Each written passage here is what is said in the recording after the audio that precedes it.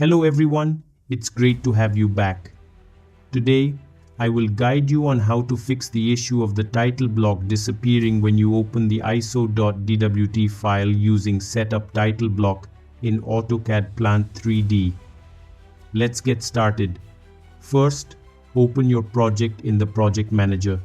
Next, go to the Project Setup. Find Isometric DWG settings, then click on Title Block and Display.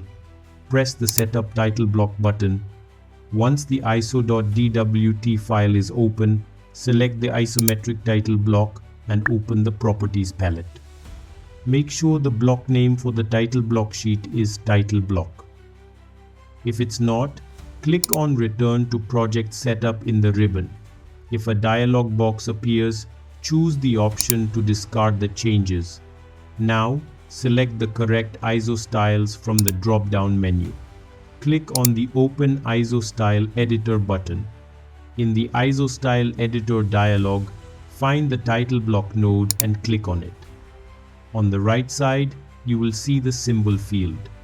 Enter the name of your title block used in your iso.dwt. It's best to keep the same name to avoid frequent changes in the isoconfig.xml file. If you want to rename your title block, type the command rename in the command line. In the rename dialog, click on the blocks. Select the block name you want to change from the list. At the bottom, enter the old block name exactly as it is. In the Rename To field, type title block. Click OK.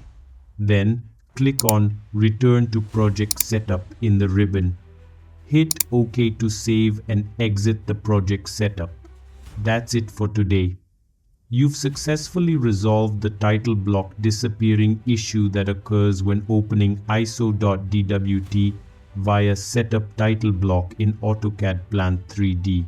If you found this guide helpful, please give it a thumbs up, share it, and subscribe.